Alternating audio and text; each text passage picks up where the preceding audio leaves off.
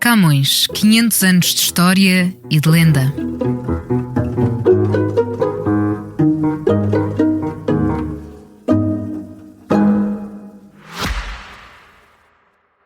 Subscrever o Expresso é ter acesso à melhor informação, a uma vasta oferta de conteúdos exclusivos e à opinião de referência. Subscrever o Expresso é tornar-se membro do nosso clube, poder ser voz ativa de uma comunidade informada e beneficiar de vantagens exclusivas. Subscreva o Expresso em expresso.pt/digital. Expresso. Liberdade para pensar.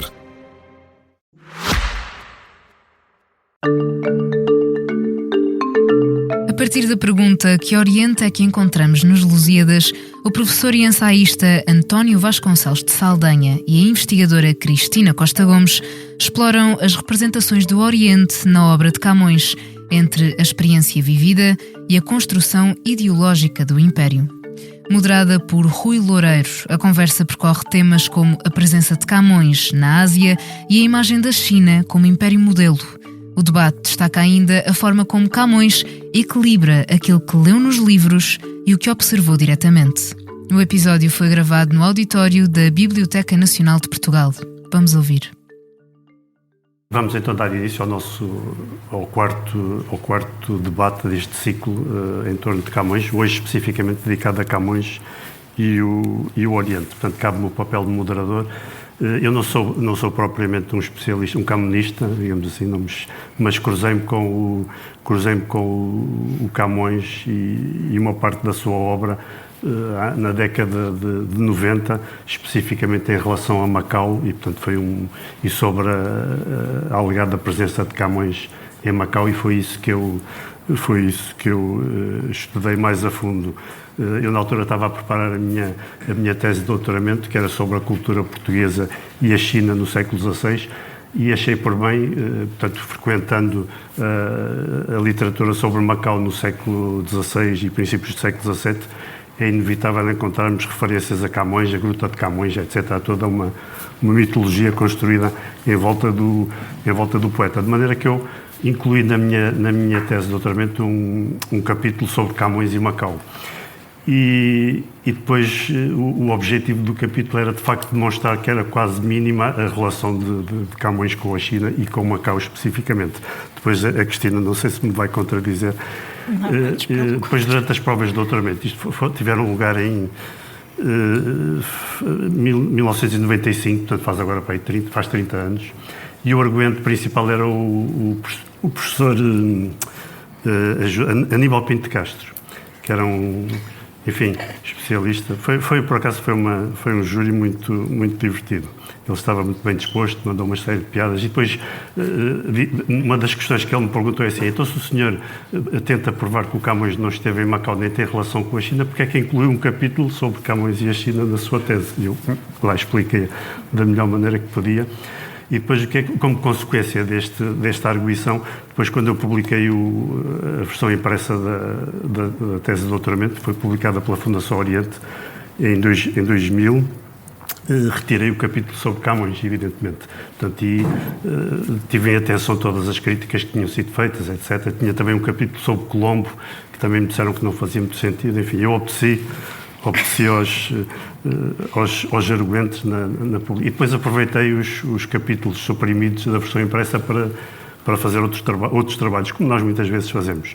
E acabei por publicar, já não me lembro quando, 2006, 2007, talvez, um artigo sobre o mito de Camões em Macau, qualquer coisa assim do género, na revista de Cultura de Macau. E depois aquilo teve um certo impacto na imprensa local, porque evidentemente eu estava a pôr em questão ali um dos mitos fundacionais de Macau. Nós, se calhar, depois iremos falar desta questão. Para o debate de hoje, eu queria apresentar-vos aqui meia dúzia de slides e fazer 2 ou 3 comentários para depois dar a palavra aos nossos 2 conferencistas desta tarde. Portanto, fazer um bocadinho o que nós sabemos sobre Camões e sobre a sua presença no Oriente. Eu olho para o Camões enquanto historiador e não como, digamos assim, estudioso da literatura, da poesia. Olho para as obras dele como fontes, eventualmente. E de hoje de manhã lia um pequeno capítulo que o Luís de Albuquerque dedicou ao Camões. Ele tem dois volumes célebres sobre navegadores, viajantes e aventureiros, que têm textos interessantíssimos sobre uma série de pessoas, e tem um texto sobre o Luís de Camões, e ele começa com um parágrafo a dizer, portanto, praticamente a nossa ignorância sobre a vida de Camões é enciclopédica, portanto, praticamente não sabemos nada. E depois toda a biografia de Camões vai-se construir através dos comentadores e dos editores posteriores dos Lusíadas e através da exploração em tom autobiográfico da sua obra poética, lírica, epopeia, etc., e teatro, e por aí fora. Eu vou-vos dar meia dúzia de apontamentos, enfim, sobre as ligações concretas que nós conseguimos determinar sobre Camões. Sabemos que ele viajou para a Índia em 1553, portanto fez a famosa Rota do Cabo, que nos aparece aqui neste mapa, ida e volta. Ele foi para a Índia em 53, voltou em 1569, portanto teve um largo período no Oriente, e depois esta experiência marítima depois transparece na sua obra, nomeadamente nos Lusíadas. Ele viveu em Goa, certamente, durante uma série de anos, portanto era a vida normal de todos aqueles que participavam ou que viajavam para a Índia em serviço militar, ou como mercadores, ou como eclesiásticos, etc. Portanto, este mapa é um bocadinho posterior à estadia de Camões, em Goa. É um mapa do Linschoten, já da década de 1580, 1590, mas foi aqui que Camões, esta gravura também é muito conhecida, do mesmo Linschoten, que lá viveu algumas décadas depois do Camões, e era aqui que se passava uma larga parte do ano, os soldados, os funcionários administrativos, etc. Este mapa, onde eu pus uma série de setas vermelhas, são os locais onde os biógrafos de Camões o têm situado. Portanto, nós conseguimos, através da obra do Camões, provar, entre aspas, que ele esteve na costa africana, evidentemente, que ele esteve no Cabo do Guarda-Fui, não é? Ali à entrada do Mar Vermelho. Provavelmente, muitas das naus que seguiam para a Índia, portanto, iam junto à costa africana, quase até à ilha de Socotorá. Acontecia frequentemente. Portanto, não é improvável que o Camões tivesse passado por aquela zona. Falam que ele também terá estado no Golfo Pérsico, esteve de certeza absoluta na Índia. Alguns dizem que esteve nas Molucas, que é o ponto mais oriental, a seta mais oriental, as famosas Ilhas Molucas, onde os portugueses também possuía uma fortaleza. Dizem muitos dos biógrafos que esteve no Sião, e há várias composições do Camões que se referem ao Sião, ao naufrágio, etc., naquela região, e também na costa da China e em Malaca. Portanto, talvez nós consigamos provar que ele esteve em Goa e provavelmente noutras regiões da Índia, esteve na costa africana e esteve em Malaca. Tudo o resto é um pouco de especulação, mas não é impossível. Não é impossível que o Camões, com o largo período que esteve no Oriente, portanto, e em serviço, normalmente os fidalgos ou os homens de armas eram associados a determinado capitão ou a determinada capitania, e, portanto, seguiam esse capitão durante as suas andanças.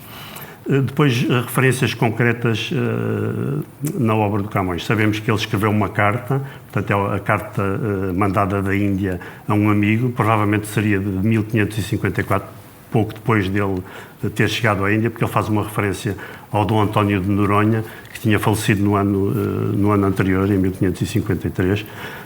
Eu mostro-vos aqui uma das impressões da segunda edição das Rimas, de 1598. Esta figura do Dom António de Noronha é curiosa, e estarão lembrados que há agora um romance do Frederico Lourenço que aborda as relações eventualmente homoeróticas entre o Camões e este Dom António de Noronha, de quem ele alegadamente teria sido tutor. Temos depois a representação do Auto de Filodemo, que conseguimos localizar mais ou menos em 1555, em Goa. Portanto, é um dos textos um dos textos dramáticos de Camões, um dos poucos textos, que teria sido representado na Índia à chegada do Francisco Barreto, do governador Francisco Barreto, portanto, que chegou, sabemos que ele governou entre 1550, a partir de 1555. Depois temos o famoso retrato, que é datado pelos especialistas de 1556, portanto, também vejo no período inicial Camões na prisão em Goa por alguma questão que tenha cometido. Especula-se qual seria o motivo da sua prisão. Depois há uma referência que tem passado despercebida nos colóquios do Garcia de Horta à estadia de um fidalgo amigo de Garcia de Horta em Malaca, e na minha ideia seria o Luís de Camões a referência. Portanto, ele provavelmente esteve nesta fortaleza portuguesa que desde 1511 era do ponto principal da presença portuguesa na parte mais oriental da Ásia. E depois há toda a história da presença portuguesa em Macau. Isto é uma gravura mais tardia, de inícios do século XVII, mas que representaria Macau numa fase inicial do estabelecimento português. Portanto, os portugueses estabelecem-se em Macau em 1557, por aí fora. Portanto, se Camões efetivamente esteve em Macau, teria sido entre 56, 57 e 58, mas, como eu já vos disse há bocadinho, acho pouco provável. E depois temos a primeira poesia do Camões publicada em Goa em 1563, portanto sabemos que ele esteve em Goa, que era amigo, colega, companheiro do Garcia de Horta, outra figura importante, outra figura goesa importante. Portanto, o seu primeiro poema, dedicado ao Conde do Redondo, é publicado nos Colóquios dos Simples. E depois temos referências à estadia de Camões na ilha de Moçambique, em 1569, quando estava já de regresso a Portugal. Portanto, é uma fase que é mais ou menos bem conhecida através da década do Diogo do Couto, uma versão que ficou manuscrita da década e mais extensa da década oitava do Diogo do Couto, outro dos soldados intelectuais que estava estabelecido em Goa e que também se cruzou com o Camões e que fala do encontro que tiveram em 1569 na ilha de Moçambique. Portanto, a Maria Augusta Lima Cruz publicou esta década e dedicou um artigo no dicionário do Luís de Camões ao Diogo do Couto, e explorando esta temática.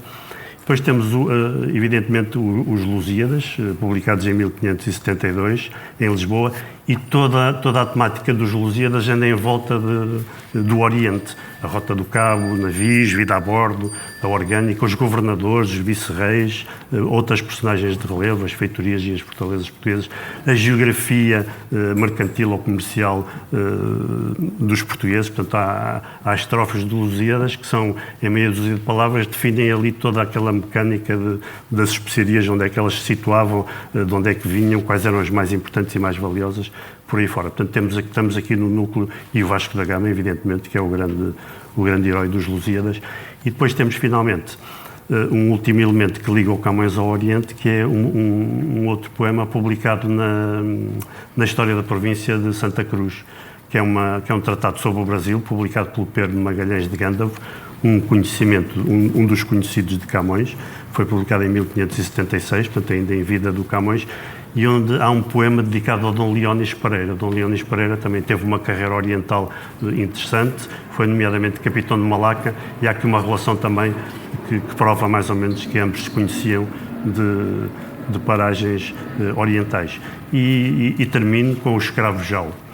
Portanto, há também uma lenda do escravo javanês que o Camões teria trazido consigo do Oriente.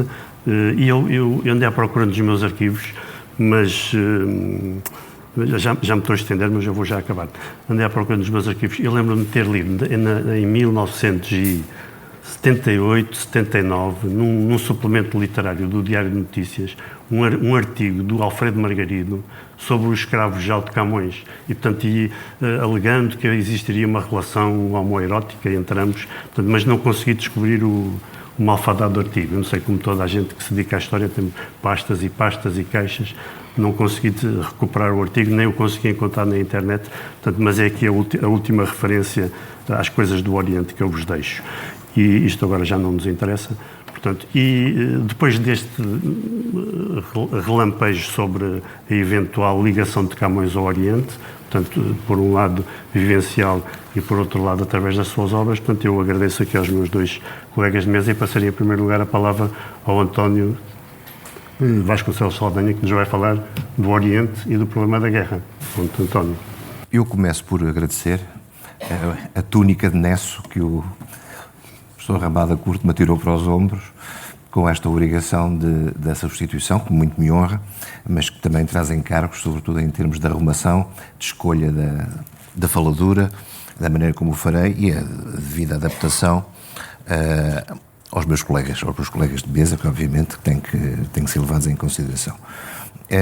Como o Rui Loureiro acabou de dizer, eu também não sou um camionista, nem camunista, embora também, como o Rui Loureiro disse muito bem, a consulta de Camões da obra camoniana seja indispensável para quem trabalha em áreas como a minha. As minhas áreas são originalmente a história do direito, a história das ideias políticas,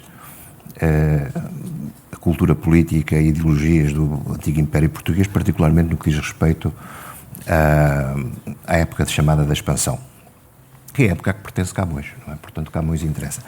Eu, neste esforço de me adaptar às exigências do convite, aliás, com muito gosto meu, fui rebuscar um passado já com 40, aflitivo, mas é um passado já com 40 e muitos anos, quando num seminário ligado, salvo erro, ao meu concurso para assistente, no começo da minha carreira, com o professor Martim e o professor Rui de Albuquerque, tive que explorar, aliás, duas grandes figuras, o padre António Vieira e depois e também Luís de Camões. O sentido das ideias políticas, como é que eles se enquadram, não só as ideias deles, mas como as ideias deles se enquadram ou correspondem, ou não correspondem, mas realmente correspondem a uma cultura política do tempo. E eu distingo aqui, entre cultura política e ideologia são coisas diferentes, tendo a segunda talvez um caráter instrumental em relação à primeira, mas isto só brevemente para referir, para tentar explicar o quadro da minha intervenção. E essa passagem já longínqua pelo Camões tinha a ver com uma questão fundamental que é a guerra. A nossa expansão é essencialmente baseada, ou a ideologia que preside a expansão.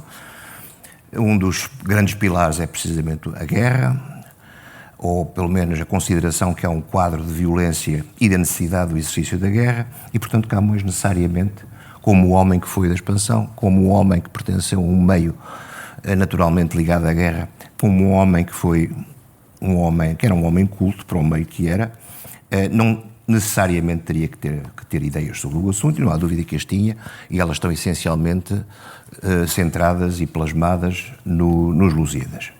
Obviamente, sendo o caráter dos Lusíadas, o objetivo dos Lusíadas e os heróis cantados dos Lusíadas não são propriamente um canto irénico, é um elogio da guerra ou dos homens de guerra no seu meio. Mas há ideias que o Camões tem e que é interessante porque refletem uma tensão que, aliás, foi o professor Silva Dias, salvo erro, na política cultural de Dom João III, chamou a atenção, nessa época, para a tensão que existe entre a formação ou as ideias que os homens têm, sobretudo ideias políticas, e aquilo que se sobrepõe à crença que esses homens têm. Portanto, não há dúvida nenhuma que há em Camões uma tensão entre aquilo que lhe ditava a formação dita humanística e aquilo que ele era forçado a cantar ao mesmo tempo e elogiar ao mesmo tempo, que muitas vezes é contraditório e que se sobrepõe a isso. O professor Silva Dias não fala em Camões, mas fala, por exemplo, em Barros, a propósito, onde realmente o elogio, e outros intelectuais do tempo, onde o elogio da guerra, ou o elogio da guerra da expansão, ou o caráter bélico da expansão, ou o caráter, o valor absoluto da expansão, da necessidade de expandir, se sobrepõe àquilo que, no fundo, é a crença que pertence à dimensão cultural que eles cultivam, em que eles estão imersos. Portanto, sinteticamente, são alguns dos problemas que aqui estarão. Eu lamento que tenha que ler, porque tenho que meter, não tive tempo de estudar isto devidamente. Isto é um tópico, obviamente, que existe algum rigor de expressão, e a minha cabeça não é tão fresca como era na altura em que fiz o concurso para assistente, portanto vou ser forçado a ler, espero que não vos masse. E pronto, é essencialmente o que eu tenho a dizer e, obviamente, saudar os meus colegas de mesa. E nós estamos no ano em que se comemora o duplo 50º aniversário da morte de Vasco da Gama e do nascimento de Luís de Camões, e não é demais recordar que o eixo dos Lusíadas é a viagem do primeiro, onde Camões simbolicamente representou a antiguidade e continuidade da empresa de um Estado cristão em dinâmica expansiva. É essencialmente, sumariamente, este o quadro onde Camões opera. 70 anos passados sobre a viagem do Gama, Camões, poeta, soldado e fidalgo, que são três dimensões que importa, não uma figura de retórica, efetivamente são três dimensões que importa considerar, foi copartícipe na execução de um projeto ainda dinâmico no seu tempo, que a intervenção consciente adotou e sustentou.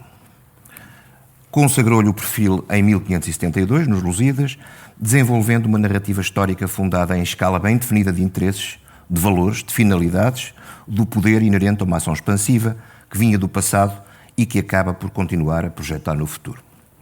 Daí o profético Canto II anunciar que os portugueses estão a mostrar novos mundos ao mundo, construindo fortalezas, cidades e altos muros, desmantelando os muito belicosos e duros turcos, dominando os reis da Índia, livres e seguros, todos fatalmente subjugados ao poderoso rei.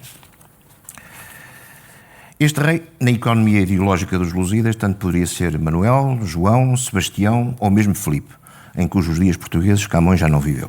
Pouco importava. Como o poeta logo declara na segunda estância do canto primeiro do poema, o que os une em comunhão de memórias gloriosas, para usar os termos dele, é o papel de executantes de um projeto político em terras viciosas da África e da Ásia, que andaram devastando, que se foca na dilatação, isto é, na expansão da fé e do império. Para usar a expressão que tem sido glosada, nem sempre com a maior correção, mas de qualquer maneira são os termos exatos, a dilatação da fé e do império. Toda a gente conhece esta frase icónica. Numa viva síntese poética, Camões deu assim o corpo e vida a ideias fundamentais herdadas do pensamento e da política de um mundo mais antigo, umas de origem política e outras de origem intelectual e espiritual. Orientado por esse topos da dilatação da fé e do império, que é a chave mestra de todo o poema, desenrola-se, pois, o canto do processo de expansão portuguesa, desde o seu torrão originário na Europa, onde a terra acaba e o mar começa, até aos limites possíveis que já no tempo de Camões estavam postos nos mares da China e do Japão, como o professor Rui Loureiro acabou de ilustrar. Desde o final da Idade Média e no início da Idade Moderna, que existia uma miríade de razões que levaram as coroas ibéricas a empreender processos de expansão, ou, para usar dos termos então correntes, processo de descoberta e conquista do além-mar. Também não são palavras gratuitas, nada, aliás, nos escritos, por exemplo, de Barros e dos grandes cronistas, nada gratuito, as palavras não têm um valor puramente literário, têm um significado, e eu chamo a vossa atenção, que é uma coisa importante quando se trabalha em conquista, nunca se separam as palavras descoberta e conquista, são absolutamente complementares, aliás, estão presentes nos títulos de várias crónicas, porque são operações, do ponto de vista político e jurídico, complementares, a descoberta e a conquista, que não é só conquista militar, são processos expansivos de apropriação territorial. Na origem do sistema sacropolítico do orbe cristão, onde tanto o Ocidente como o Oriente se exibiu o estandarte dos sucessores do Império Romano cristianizado, não houve potência grande ou aspirante a sê-lo que não estivesse empenhada em aumentar a sua força, a fim de garantir os seus interesses numa expansão implacável e competitiva. Isto no que diz respeito aos processos expansivos. Não são exclusivos dos portugueses, temos primazia com os vizinhos ibéricos, por casos do destino, por circunstâncias várias, mas, em geral, o processo expansivo obedece a esta dinâmica e a estes pressupostos. Apropriar-se do espaço, demarcar os seus limites, excluir os concorrentes numa competição semelhante, são algumas das ações mais marcantes associadas permanentemente ao impulso natural de engrandecimento territorial de todas as unidades políticas soberanas, norteadas por ideologias e culturas políticas. Todavia, no contexto europeu e no que respeita à Península Ibérica dos séculos XV e XVI, o espaço de expansão, o perfil da cultura política que gerou uma dinâmica de dilatação e fé do Império, adquiriu tonalidades distintivas em relação a outros processos da história europeia. Não unicamente o salto da dimensão continental para a dimensão marítima. Numa perspectiva essencialmente temporal, como a qualquer outro processo de expansão política europeia, a expansão dos portugueses presidiu a ambição dos benefícios que vieram com o aumento e o controle de recursos materiais e humanos. Não há que o negar. A esta ambição acresceu outra, num plano de compatibilidade absoluta, a do prestígio nacional adquirido no contexto do orbe cristão, pela via de um sinal de eleição providencial, bem assim como a glória temporal de príncipes a quem o poder ou o prestígio foram sempre medidas, não exclusivamente pela capacidade de adquirir, mas também pela de manter e incrementar o adquirido. Isto são considerações teóricas ou de quadro que estão sistematicamente presentes, e há uma insistência absoluta nos nossos cronistas e também em Camões em afirmar. É, digamos assim, os esteios fundamentais que presidem, do ponto de vista ideológico, à expansão portuguesa. Portanto, tem muito a ver com, centrado na figura do monarca, na figura do rei. A diferença, no que diz respeito à expansão portuguesa, está na presença da perspectiva, neste caso, da perspectiva espiritual, presidindo à expansão razões com razões próprias, nomeadamente a consciência premente da necessidade da viabilidade política e da segurança do reino. Viabilidade política e da segurança que se estribava desde os tempos da Reconquista num impulso natural de engrandecimento territorial, disciplinado por uma convicção da sua instrumentalidade para a defesa e propagação de um credo religioso. E aqui, efetivamente, entra a matéria, ou entraria a matéria, se houvesse mais tempo, da justificação do uso da guerra e da própria ideia de violência e de compreensão que é o preço que a violência é o preço a pagar. Isso é uma das constantes que parecem ressaltar das ideias de Camões e da comunicação, da ideia que Camões quer transmitir. Há um preço que se paga pela guerra, que, sendo justa, não deixa de criar violência, e a violência é um elemento negativo que tem que se assumir atendendo ao escopo da própria expansão. E aqui, como veremos, terei a hipótese de mencionar adiante, para mim é uma das chaves de compreensão da intervenção, da presença, da fala do velho do Restelo. Enfim. A política portuguesa de expansão oriental não podia assim deixar de dar origem a um número importante de perturbações sociais, económicas, religiosas, justificativas de uma tensão latente ou mesmo de explosão de conflitos entre os portugueses e muitos dos potentados orientais com quem se relacionaram. Estamos no Oriente, efetivamente, isto é um traço marcante, por exemplo, no que diz respeito à expansão espanhola, porque a expansão espanhola, enfim, desenrola-se com violência, com o uso da força, em dimensões gigantescas, mas este mosaico político, uma espécie de pequena sociedade internacional oriental, não existe.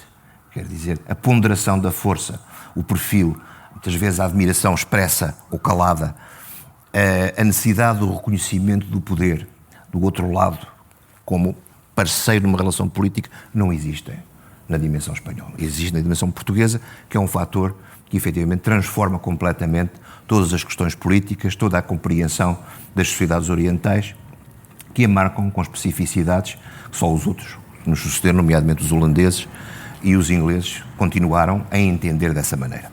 O próprio Camões esclarece nos Lusíadas que a expansão ao Oriente se faz desmantelando os muito belicosos e duros turcos, dominando os reis da Índia, livres e seguros, cá está a ideia de, efetivamente, de alguma paridade em termos do que podíamos chamar de soberania, todos fatalmente subjugados ao poderoso rei. Portanto, há aqui um objetivo, há um opositor determinado, há uma certa paridade, são livres, são soberanos, em algum sentido, mas estão votados a serem subjugados, ou pelo menos tentar que se subjugam, ou pelo menos, de alguma maneira, encarreirá-los num carril que é o do interesse português. Aliás, este carril tanto é bélico como pacífico, também teremos aqui a oportunidade de citar. Aliás, a aderência de Camões à tese da Cruzada, estudou a Silva Dias, não se presta também a dúvidas. Em Camões, como em quase todos os intelectuais portugueses do seu tempo, a faceta bélica da expansão está enquadrada no conceito de cruzada, repressão militar do infiel, que é também, aos seus olhos, uma guerra justa. E, mais uma vez, eu chamo a atenção, eu uso aqui termos, também não são meramente vazios ou de chavão. Cruzada tem um sentido, a guerra justa outro, a reconquista outro, portanto, são tudo conceitos com um conteúdo próprio que têm todo o cabimento.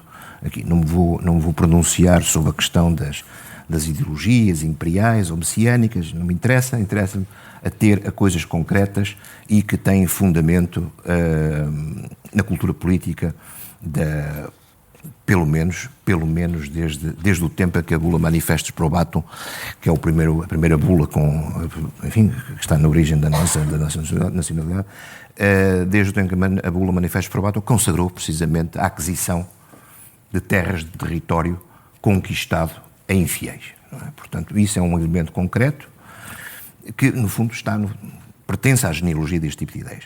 A cruzada para Camões não é, no seu juízo, como aliás no de Góis, no de Rezende, no de Teive, apenas a guerra ao Moro no Norte de África. É, igualmente, a guerra contra ele no Oriente.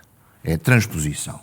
É a passagem para o ultramar, ali inaugurado precisamente com a conquista de Ceuta, não é? Em África e depois no Oriente.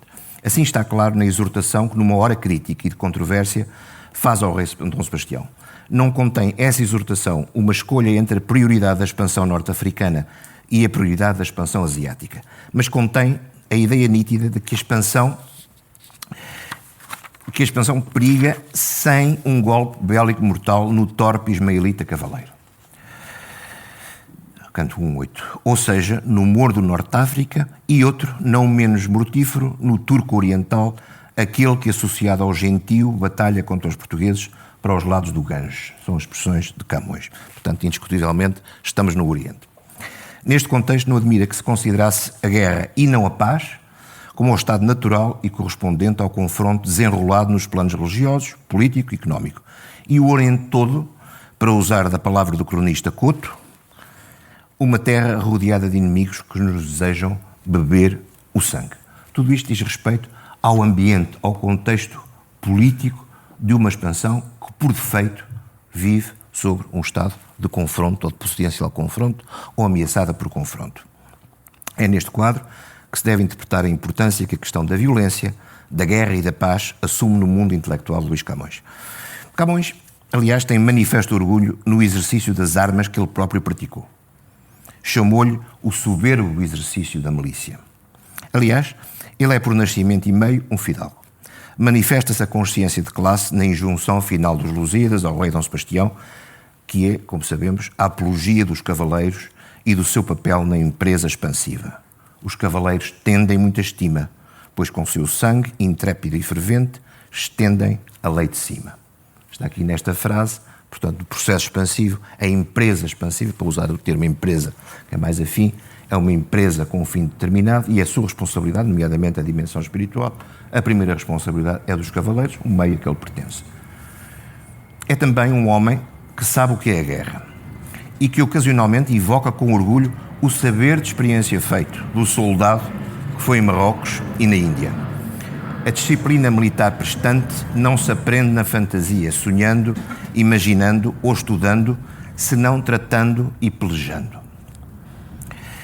Um tratadista anónimo de 500 concentra num aforismo tudo o que vai no espírito de Camões. Fala melhor da paz quem a faz e melhor ainda quem sabe o que é a guerra. É anónimo, mas a frase para mim é brilhante e corresponde efetivamente a uma crença arraigada no tempo na cabeça destes homens. Basílio Teles, há muitos anos, infelizmente esquecido, analisou com argúcia essa sensibilidade do soldado que foi Camões à dimensão obscura e íntima do espírito do combatente. A certeza que na guerra a força moral deve ser soberana. O fragor da reação das vontades. O conjunto complexo dos fatores que imperam sobre quem combate.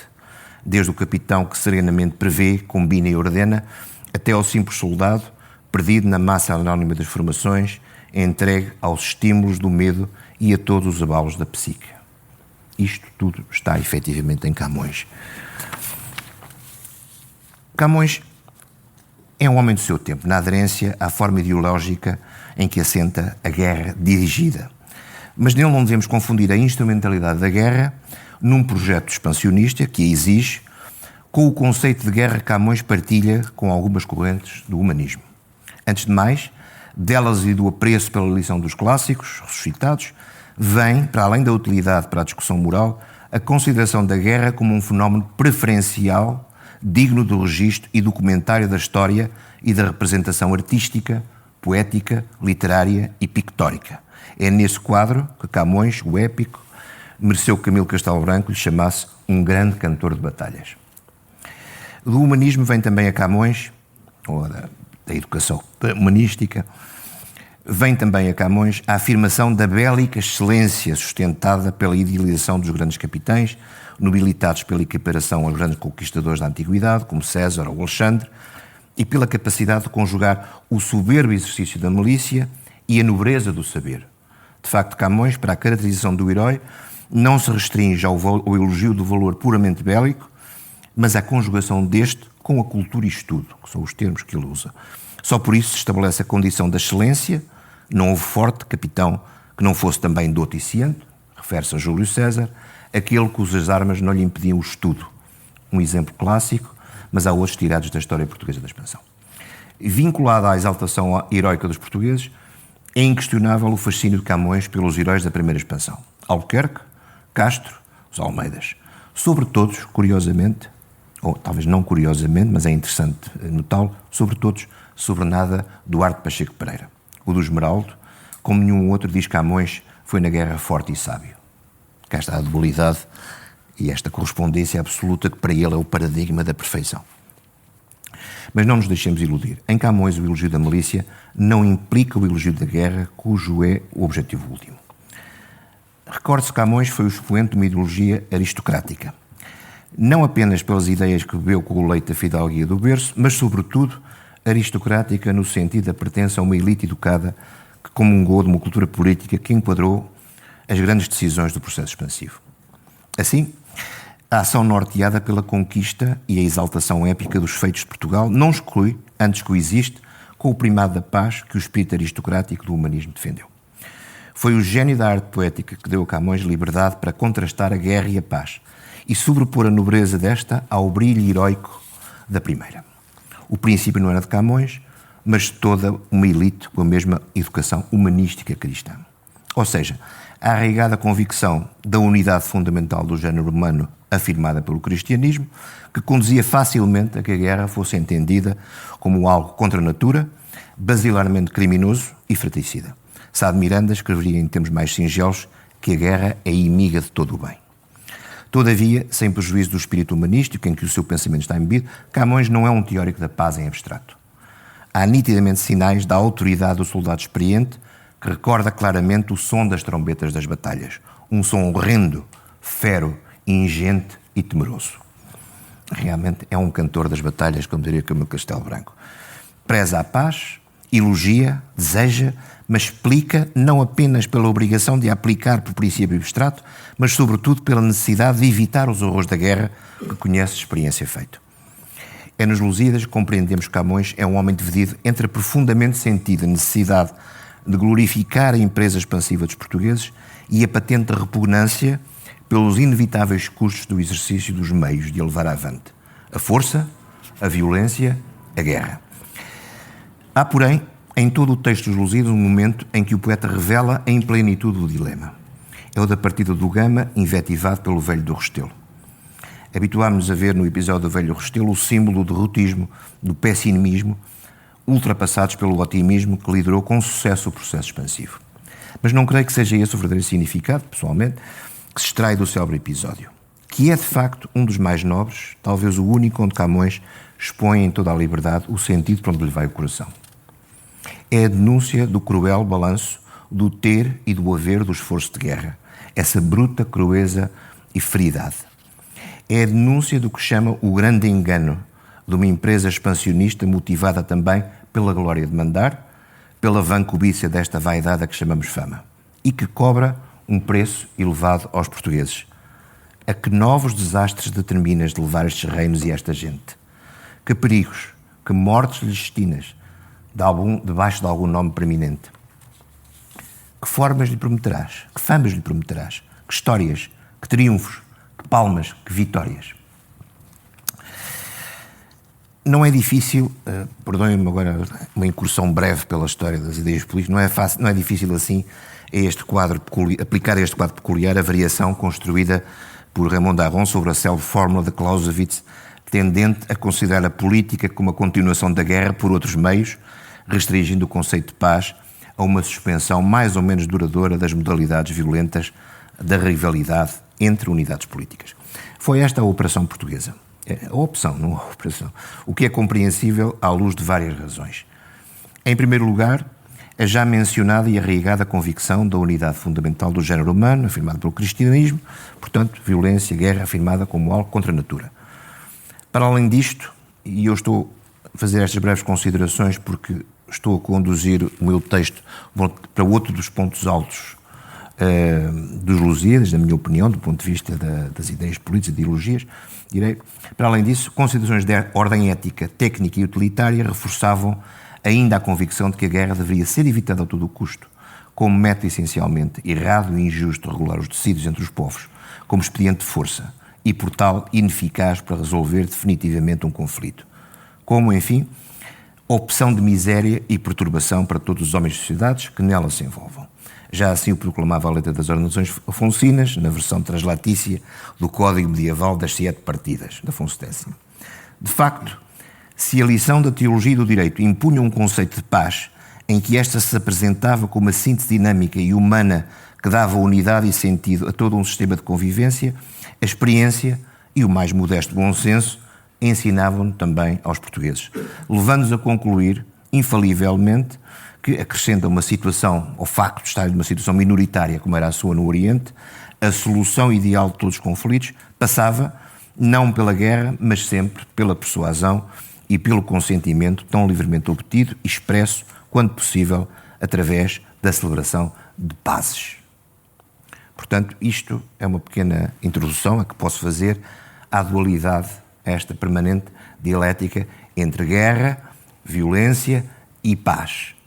E a busca, isto é uma das coisas que os portugueses, que eu me esforcei há muitos anos de tentar provar, abundantemente ex abundante, que a opção dos portugueses foi efetiva, forçados a isso, pela sua situação de minoritária e de falta de recursos, a preferir soluções convencionadas, negociadas. E é preciso não esquecermos que grande parte da expansão assenta em soluções convencionadas, em pazes, em tratados, em acordos, mais ou menos iguais, mais ou menos desiguais, mas, de qualquer maneira, opções preferidas em relação a um estado de guerra. Quando assim os portugueses se viram confrontados com povos ou sociedades onde a possibilidade de exercer uma influência ou um domínio pelo recurso à supremacia teórica que lhes concediam as bulas pontifícias era totalmente nula, tiveram forçosamente que se adaptar à realidade. E fizeram-no estabelecendo relações de amizade, de paz, trégua, de comércio, de aliança, aceitando doações ou, por sua vez, cedendo territórios. E ainda aqui entenderam fazê-lo segundo moldes de uma legitimidade, passível não só de ser aceito como tal pelos povos ou Estados, normalmente alheios à escala dos valores da cristandade, portanto é Camões que fala dos reinos livres, da Índia, mas também no seio da comunidade onde provinham os próprios portugueses, onde os títulos pontifícios, as bulas, diminuíam gradualmente de valor em termos de fundamento da expansão. Estamos no tempo de Dom João III, portanto há uma contestação galopante, basta falar nas ofensivas dos ingleses ou dos franceses, contestam baseados muito nessa contestação. As convenções firmadas com os potentados no Oriente são a face dessa legitimidade laicizada, considerada assim como um fundamento pacífico do Império dos Portugueses no Oriente. Independentemente, eu salto aqui um bocadinho sobre a própria designação disso, contratos, convenções, pazes. As pazes têm a importância e função do garante do amortecimento de um estado latente de guerra e generalizada hostilidade, isto é, de fatores de uma reestruturação das tensões geradoras da guerra. A coroa portuguesa, consciente das inúmeras limitações materiais e humanas que permanentemente caracterizaram a presença lusitana no Oriente, sempre estes factos admitiu como verdadeiros. As conquistas grandes raramente se cometem de frecha, escreveu avisadamente um dos conselheiros do rei Dom João III. Reiterou-se, pois, nas múltiplas instruções ou diretivas dirigidas aos representantes da mesma coroa, a proficuidade de uma política de entendimento com os potentados locais, de base convencional, geradora de uma paz ou, pelo menos, de um equilíbrio em tudo favorável à persecução dos vários objetivos que levaram os portugueses ao Oriente. É célebre, os meus colegas conhecem com certeza a carta de Afonso de Albuquerque ao rei Dom Manuel, onde diz: nós fizemos muitos tratados, valem o que valem, mas é melhor tê-los do que não os ter. Mas não se fie, Vossa Alteza, muito, mas de qualquer modo é o que temos e é bom que tenhamos isto e não um estado de guerra que eu tenho dúvidas que seja possível sustentar indefinidamente. Sendo uma convicção arraigada na prática da governação do tempo, não admira vê-la consagrada por Luís de Camões nos versos dos Lusíadas. Significativamente, aqueles que o poeta dedica ao primeiro discurso de Vasco da Gama ao Samorim de Calicut. que é, para mim, dos mais belos, dos mais significativos. Um grande rei lá das partes onde o céu volúbil com perpétua roda da terra a luz solar com a terra esconde, ouvindo do rumor que lá responde o eco, vínculo quer contigo de amizade. Vínculo quer contigo de amizade. Portanto, isto corresponde exatamente à ideia. A primeira aproximação é uma aproximação interesseiramente, mas para todos os efeitos é uma aproximação de conciliação. E se queres, com pactos e alianças de paz e de amizade sacra e nua, comércio consentir das abundâncias das fazendas da terra sua e tua, de vossos reinos será certamente de ti o proveito e dele glória ingente. E sendo assim que o nó desta amizade entre vós firmemente permaneça, estará pronto a toda a adversidade que por guerra a teu reino se ofereça, com gente, armas e naus de qualidade, que por irmão te tenha e te conheça. Portanto, todos os velhos topos da cultura clássica, da amicícia, da amizade, dos pactos, das convenções, da paz, o próprio conceito de paz, vem do latim e quer dizer pacto, no fundo, pacto, contrato, tratado, estão aqui refletidos. E, sobretudo, esta opção, uma opção sensata, uma opção de bom senso, não apenas teórica, de que mais vale fazer a paz ou procurar o equilíbrio do que fazer a guerra. Conclusão, como já no seu tempo, que é o da restauração, escreveu Dom Francisco Manuel de Melo, se são poucos os que leem Camões, menos são os que o entendem. Enfim, não queremos cair nesse pecado. Camões não foi um jurista, um sacerdote ou um funcionário da administração régia. Camões foi um soldado, um profissional da milícia, a quem o gênio inspirou a criação poética do relato de um processo expansivo em larga escala, frequentemente focado na celebração da guerra e da paz. É nessa obra que se entende que Camões teve como um soldado de Marrocos e da Índia a vivência da realidade do que fosse a guerra, nos aspectos que moral e intelectualmente são os mais perturbadores para quem tem esse dever como mandado ou, sobretudo, como mandante. Isso ainda hoje acontece. Por um lado, a compreensão da justificação de fazer a guerra, por outro, o convívio próximo com o dilema de ter de a fazer, a noção real da dimensão da destruição que implica fazê-la e a consciência aguda da opção negocial de a evitar. Todas estas ideias, presida à cultura bélica, institucionalizada, estão em Camões, naturalmente. É natural que tenhamos hoje dificuldade em bem interpretar a cultura política e o peso da ideologia nos ombros do homem de ontem. Em matéria de guerra e de paz, a nossa capacidade interpretativa está hoje limitada pela consciência da existência de uma comunidade internacional única, pela noção da operacionalidade de um sistema jurídico, por se lhe colar integralmente à pele, também chamamos internacional. Formalmente, a sociedade internacional só existe verdadeiramente como tal porque é total. E a ideia dessa totalidade é representada pela totalidade dos lugares de uma instituição, que todos nós conhecemos, internacional, que foi criada para lhe dar expressão e ditar a sua disciplina. Neste contexto, o conceito de violência está rigidamente tipificado a nível global. Só existe um conceito de guerra e uma forma legítima de fazer a guerra. Só existe um conceito de paz e uma forma legítima de fazer a paz. Só existe uma forma de julgar quem faz a guerra e outra de quem faz a paz. O quadro mental, intelectual e ideológico do homem de ontem, em matéria de guerra e paz, era mais vasto e era mais complexo. Daí a dificuldade em interpretar o passado, compreender-lhe as aparentes contradições e, sobretudo, julgá-lo. À exceção da discussão das subtilezas dos teólogos de Salamanca ou de Coimbra, o homem que decide, no tempo da expansão, não vivia num sistema global. Ele que ainda estava em processo de compreensão do globo. E muito menos algum dia concebeu que o globo estivesse envolto totalmente num manto uniforme de disciplina. Vivia num mundo, esse homem vivia num mundo de sistemas políticos divididos por crenças religiosas, animado por iguais dinâmicas de expansão.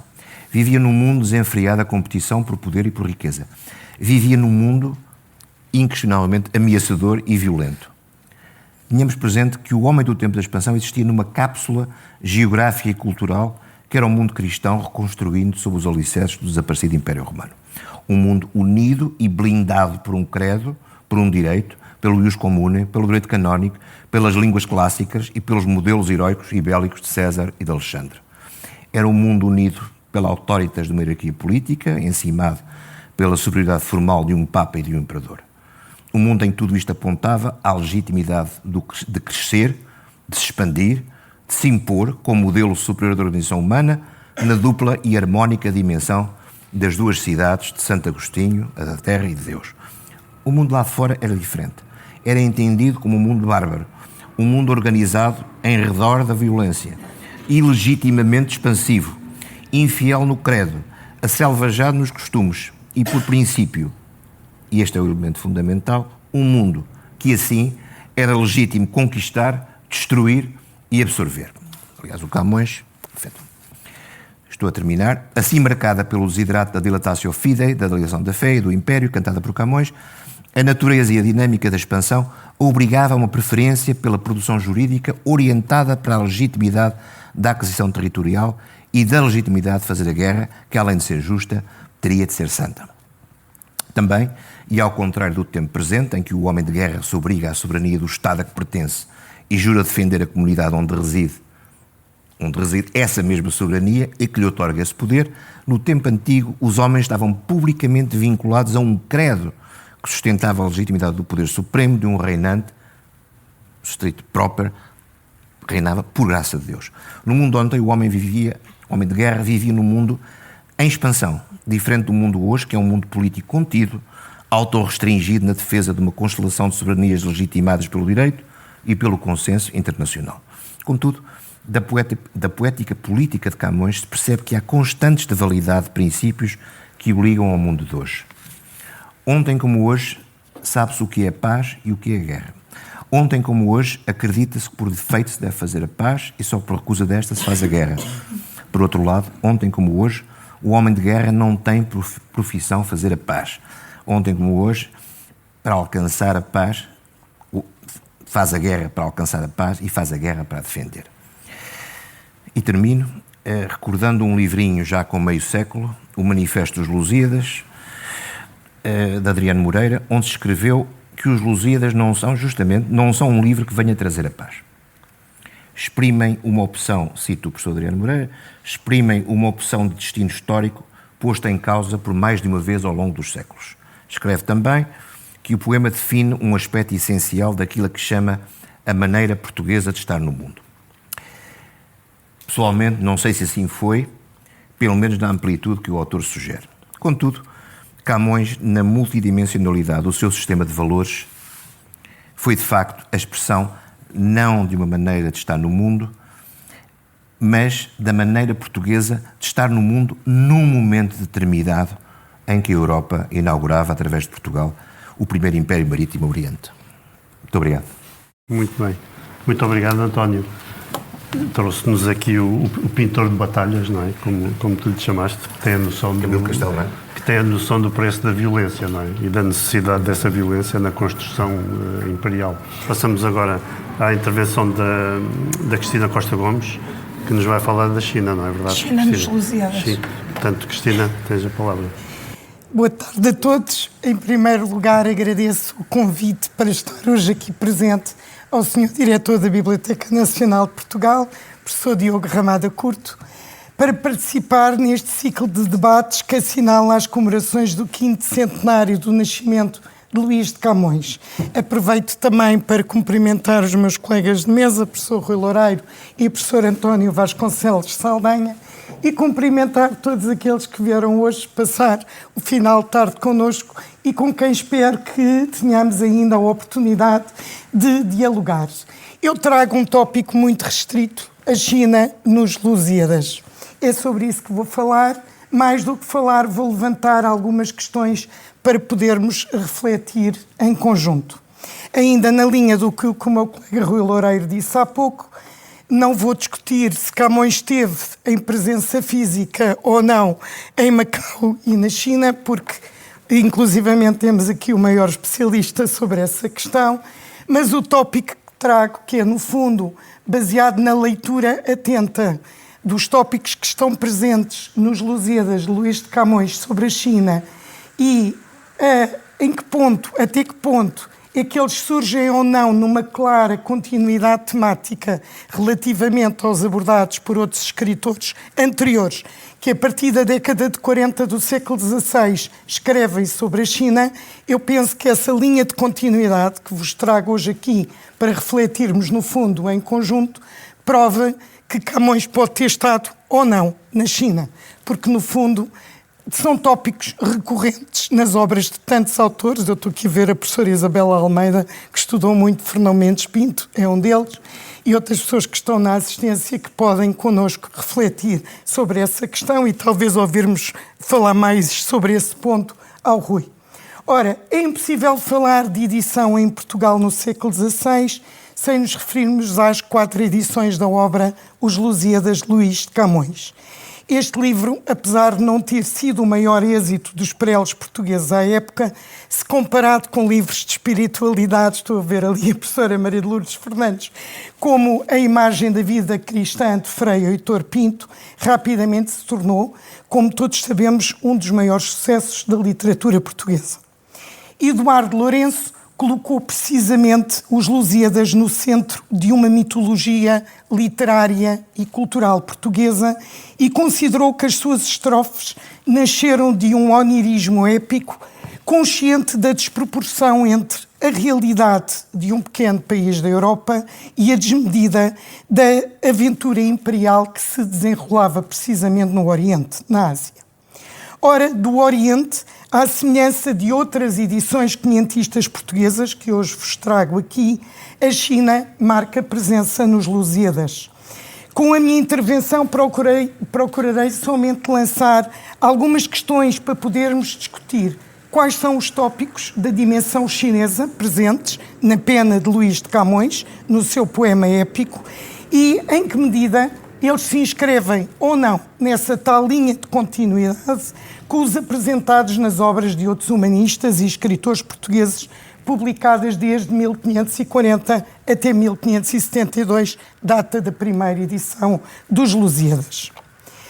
Ora, quando Camões escreveu e publicou os Lusíadas, já corriam notícias impressas sobre a China Ming em Portugal, às quais o poeta teve certamente acesso. Foi pelo Porto de Lisboa que, desde o início do século XVI, estas notícias começaram a chegar à Europa e, a partir de meados desse século, os humanistas portugueses, alguns deles, mesmo sem terem vivência asiática direta, elogiaram diferentes dimensões da China nas suas obras. E no conjunto de humanistas que, sem terem estado na Ásia, foram abordando tópicos relacionados com a China, podemos elencar Garcia de Rezende, Damião de Góis, Jerónimo Osório e João de Barros. E vamos reconhecer tópicos das obras destes autores precisamente na obra de Camões. Na década de 30 do século XVI, Garcia de Rezende compôs a sua miscelânea e variedade de histórias, costumes, casos e coisas que em seu tempo aconteceram, que foi publicada no ano de 1554. Ora, sem me querer detalhar de forma muito demorada, neste esboço histórico em verso é possível reconhecer, desde logo, alguns tópicos sobre a China que serão recorrentemente abordados e repetidos por outros autores.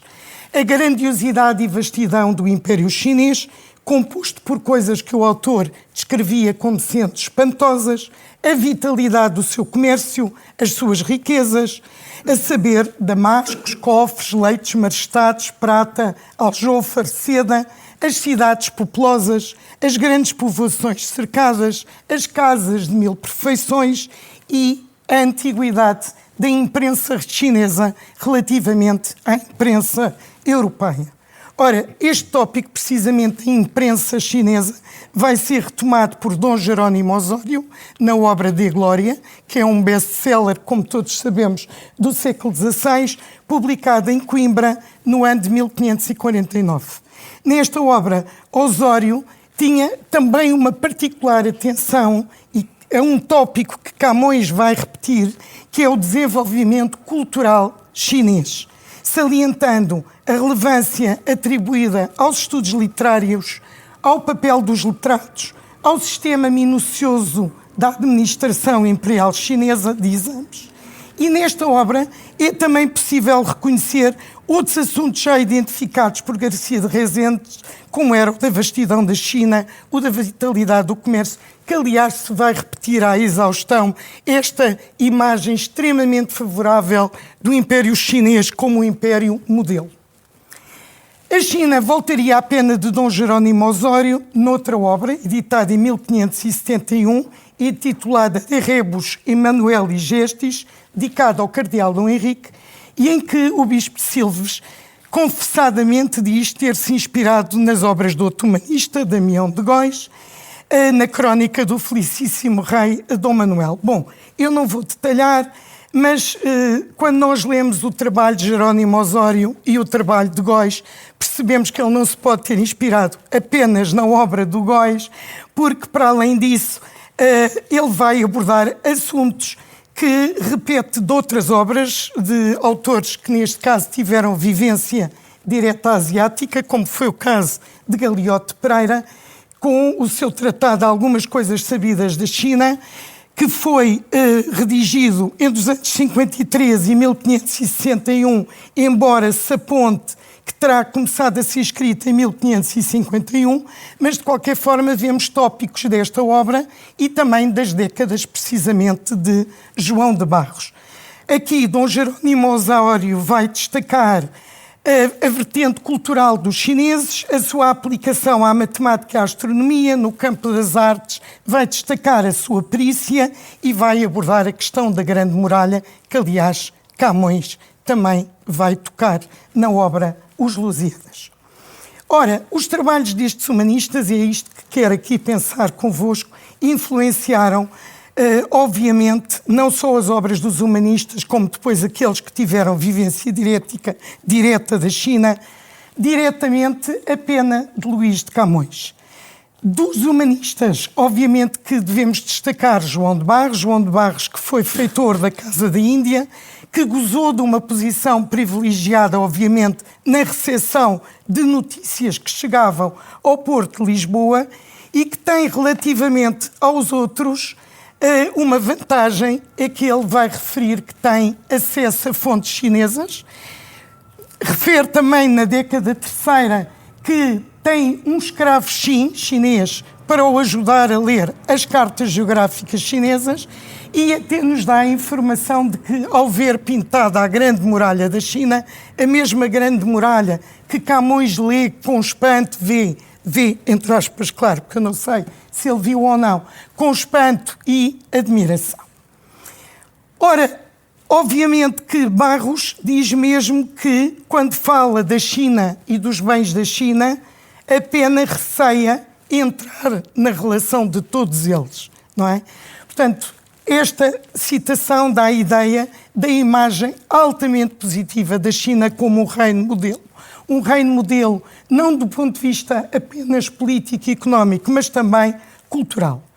Depois temos, e de forma muito breve, passar em revista outros autores que poderão ter influenciado Luís de Camões. Frei Gaspar da Cruz, que aqui o meu colega Rui Loureiro estudou subejamente, com o Tratado das Coisas da China, publicado em 1570, que comparativamente aos autores que acabei de mencionar, tem a vantagem de ter tido a vivência direta da China, uma vez que viveu em Cantão entre 1556 e 1557, e que logo no aviso aos leitores demarca que viu, ou seja, sentiu a China e diz, eu passo a citá-lo, depois de vistas as coisas da China, dissemos, isto há-se de ver e não se há de ouvir. Porque não é nada ouvi-lo em comparação de visto, um tópico que depois o Fernão Mendes Pinto também abordará. Bom, Frei Gaspar da Cruz, obviamente, como disse o Rui Loureiro, esta obra constitui uma verdadeira enciclopédia dos conhecimentos portugueses sobre a China, portanto vai, além dos tópicos de que já vos falei, da grandeza da China, da riqueza do seu comércio, da sua superioridade cultural, da antiguidade da imprensa, vai ainda juntar outros tópicos que serão depois repetidos do plano geral para o particular, vai tecer considerações sobre as festas, a escrita chinesa, a tipografia, o uso do chá, o hábito de atar os pés das mulheres, por aí afora. E, obviamente, esta obra foi lida por outros escritores que tiveram em comum com o missionário dominicano A Vivência da Ásia, nomeadamente Fernão Mendes Pinto e, eu acredito, que Luís de Camões. Em relação ao primeiro, sabemos que se encontrou pelo menos uma vez com Frei Gaspar da Cruz no Porto de Malaca. Além disso, terá usado os seus materiais na redação da peregrinação. Ora, a possível presença de Camões em Malaca leva-nos a estes círculos e à possibilidade de ter conhecido, obviamente, estes trabalhos. Bom, e passo, para não perder muito tempo, às imagens escolhidas por Camões para descrever a China, para provar que se inserem nesta clara linha de continuidade com as até aqui apresentadas, quer pelo grupo dos humanistas que, sem terem vivenciado a China, falam da China, quer por aqueles como Galeote Pereira, Gaspar da Cruz, Fernão Mendes Pinto, que vivenciaram a China. Ora, as imagens escolhidas por Camões para descrever a China inserem-se nesta clara linha de continuidade, mas importa desde já notar que Camões se refere diretamente à China 3 vezes nos Lusíadas.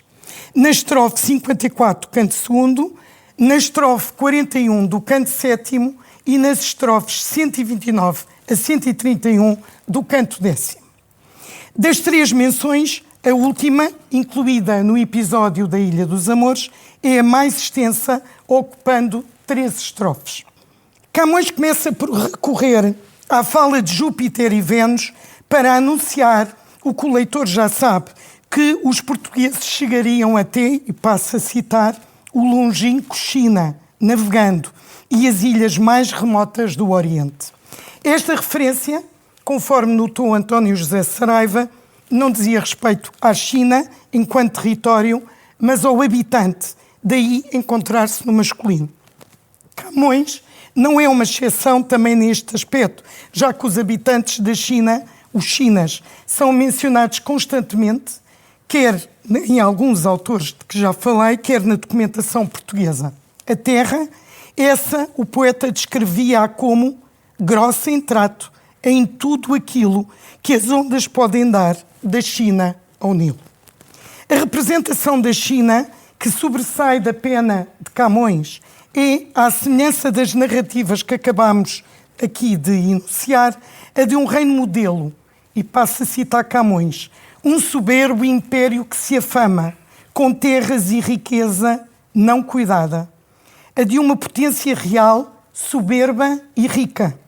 O adjetivo soberbo repete-se, aliás, nas estrofes 129 e 130 do canto 10º, para caracterizar este império, ou potência, de uma forma extremamente positiva, à semelhança dos outros autores.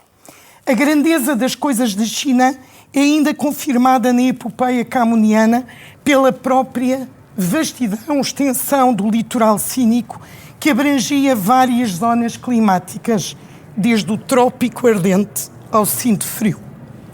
Também Camões se detém no tópico da sabedoria exigida na China aos que governavam. Contrariamente à hereditariedade das monarquias europeias, nomeadamente a portuguesa, salientava que na China, passo a citá-lo, o rei que tem não foi nascido príncipe, nem dos pais aos filhos fica, mas elegem aquele que é famoso por cavaleiro, sábio e virtuoso. A par da sabedoria destacava a virtude, ou seja, o mérito ou valor exigido aos que reinavam. Não deixa de ser interessante esta observação. Ofélia Paiva Monteiro, no último livro que escreveu, defendeu uma teoria do valor no humanismo camoniano. Subjacente às sequências narrativas da evocação dos feitos lusos, assim como às intervenções do eu autoral, portadoras das marcas ideológicas do seu tempo.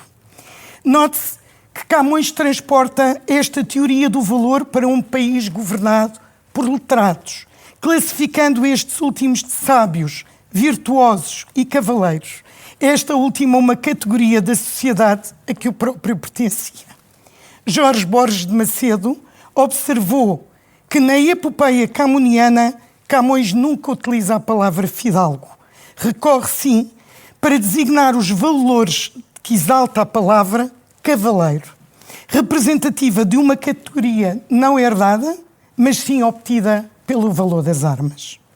O poeta defende ainda a política de expansão marítima chinesa por oposição a um certo isolamento que registra nos seguintes versos. Ainda outra muita terra se esconde, até que venha o tempo de mostrar-se. Mas não deixe no mar as ilhas onde a natureza quis mais afamar-se. Note-se que o tema da expansão marítima, tratado subtilmente por Camões ao escrever que a China não devia deixar no mar as ilhas onde a natureza quis mais afamar-se, já tinha sido desenvolvido por autores como João de Barros, influenciado este por Frei Gaspar da Cruz. E em termos... Frei Gaspar da Cruz, influenciado por João de Barros. Em termos de defesa interna, o poeta menciona a grande muralha da China, que descreve como um muro e edifício nunca querido, que entre um império e outro se edifica, certíssimo sinal e conhecido da potência real, soberba e rica.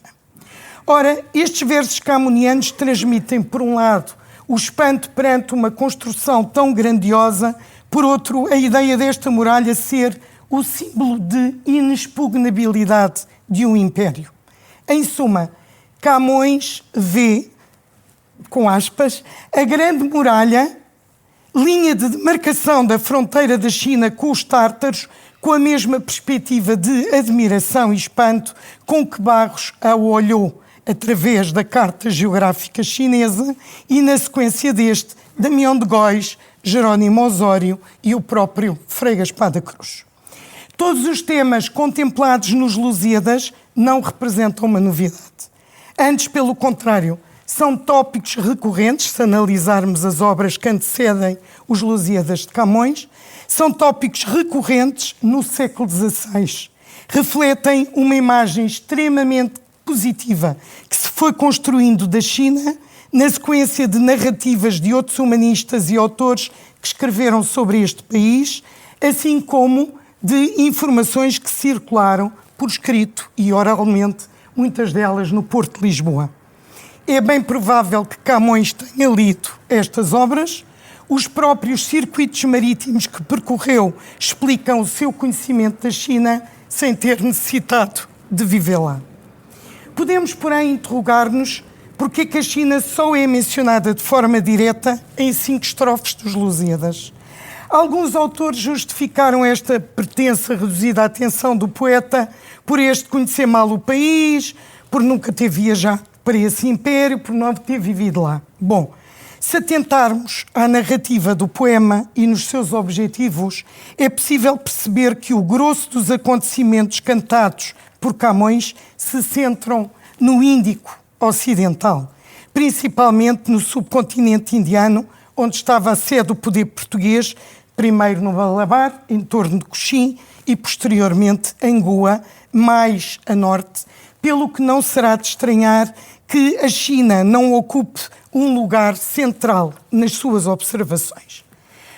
O episódio da Ilha dos Amores, no qual surge referenciada com maior detalhe, serviu tanto para Camões mostrar a máquina do mundo, numa curiosa amálgama da tradição greco-romana com as inovações introduzidas pelos portugueses, como, no fundo, para descrever a geografia onde se desenrolou a expansão portuguesa. Mas ainda assim, será que a representação da China nos Lusíadas se circunscreve apenas a estas referências diretas? Ora, eu cheguei a uma referência através da colega Wanda Anastácio, de Hélder Macedo e Cleonice Berardinelli, ambos reputados camonistas, que levantaram o véu sobre outra questão, é a hipótese de Camões ter referenciado na estrofe 77 do canto quinto, de forma indireta, as 7 expedições marítimas do eunuco muçulmano Jean, nascido na província de Yunnan, levadas a cabo entre 1405 e 1433. Realizadas nos reinados dos imperadores Yongle e Xuande, estas expedições assumem-se como um dos aspectos mais relevantes da fase inicial dos Ming, constituindo-se como o culminar da supremacia marítima chinesa na Ásia. Ao longo de 7 viagens, os navios chineses visitaram diversos locais, num total de cerca de 40 países, desde a região que ocupa atualmente o Vietnã até à costa oriental africana. Ora, na narrativa O Rei de Melinde, Gama fala destas naus. Em grandeza, segundo o poeta, igualavam as dos portugueses e teriam chegado à costa oriental da África, partindo da terra de onde sai o sol, abalando-se para onde a costa ao sul se alarga e estende, e do sul para o sol, terra onde havia gente, assim como nós, da cor do dia. Além da referência clara à terra onde nasce o sol, Camões explora, como tantos outros autores, o tópico da alvura da pele associada aos chineses, este um assunto repetido também por vários autores. A alusão de Camões às navegações marítimas de Zhang, muito anteriores às dos portugueses e operadas num sentido inverso ao destas últimas, parece confirmar que este também seria um tema recorrente, porque, apesar de ter sido levantada a hipótese destes versos camonianos serem a primeira referência europeia a estas expedições, este tópico já tinha sido tratado por autores como João de Barros ou Frei Gaspar da Cruz, e que continuará, aliás, a ser contemplado nas narrativas de alguns jesuítas, como é o caso de Álvaro Semedo, na obra Império de la China e Cultura Evangélica Enel, de 1642. Vou terminar só dizendo que os Lusíadas vão contribuir para reforçarem a transmissão desta imagem de grandeza económica e cultural da China e, por exemplo, vamos encontrar reflexos dela na obra Dom Quixote, de Miguel de Cervantes, confessado leitor de Camões. Na dedicatória ao Conde Lemos, este escritor narrava as alegadas súplicas que lhe haviam sido dirigidas pelo grande imperador da China, através de uma carta escrita em chinês, para que este lhe enviasse o seu livro e para que fosse reitor de um dos seus colégios, onde se ensinasse a língua castelhana. Ora, esta referência, obviamente, entre o real e a ficção, demonstra que a China vai continuar a ser vista como um modelo no século XVII em obras que se assumiram como verdadeiros êxitos editoriais. A influência de Camões na obra de Cervantes não será de estranhar. Bastará pensar que é na esfera de preponderância das universidades de Alcalá de Henares e Salamanca que se publicam em 1580, com um reduzido tempo de intervalo em relação à primeira edição, as primeiras traduções para castelhano dos Lusíadas. Como salientou Wanda Anastácio, a propósito da rede de relações a que pertenciam entre os tradutores, entre os que louvam o trabalho dado à estampa em Alcalá pelo português Benito Caldeira ou Bento Caldeira, contam-se poetas afetos à corte do círculo de Lope de Vega e de Cervantes. Bom, em síntese, os vários tópicos sobre a China abordados por Camões nos Lusíadas encontram-se numa linha de perfeita continuidade com outras narrativas quinhentistas portuguesas e vão continuar a influenciar, obviamente, a imagem da China que se vai estruturando e consolidando e que vai, aliás, ter depois um novo salto quantitativo e qualitativo com a entrada dos jesuítas na China continental. Obrigado. Muito obrigado, Cristina. A Cristina trouxe-nos aqui a ligação de Camões e dos Lusíadas à China e traçou aqui a genealogia da posição camoniana e, de certa maneira, ela justificou porque é que eu, na minha tese, incluí um capítulo sobre Camões. Precisamente porque ele vinha na continuidade. Deixo só uma nota sobre as viagens as expedições marítimas chinesas. O Garcia da Horta, por exemplo, refere e Camões e Garcia da Horta eram conhecidos, portanto era assim, informação que circulava na Índia. Portanto, temos duas intervenções. Aliás, não é por acaso que a poesia sai precisamente nos colóquios de destinos e drogas da Índia.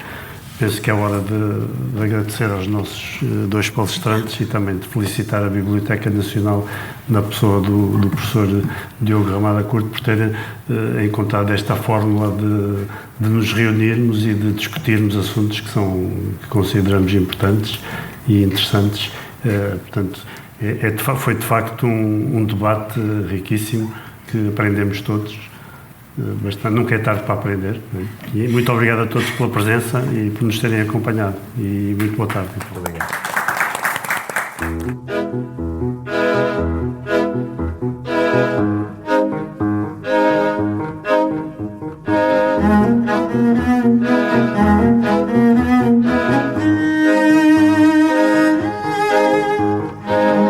Este episódio foi gravado na Biblioteca Nacional no dia 22 de janeiro de 2025 e contou com a participação de António Vasconcelos de Saldanha, Cristina Costa Gomes e Rui Loureiro. A sonoplastia esteve a cargo de João Luís Amorim, com o apoio de Ricardo Rito, Filipe Oliveira e Paulo Lourenço. Voz off de Teresa Amar Ribeiro, coordenação de Joana Beleza, direção do Expresso de João Vieira Pereira e direção da Biblioteca Nacional de Diogo Ramada Curto. Camões, 500 anos de história e de lenda, é um podcast de 8 episódios enquadrado na comemoração dos 500 anos do nascimento de Luís Vaz de Camões.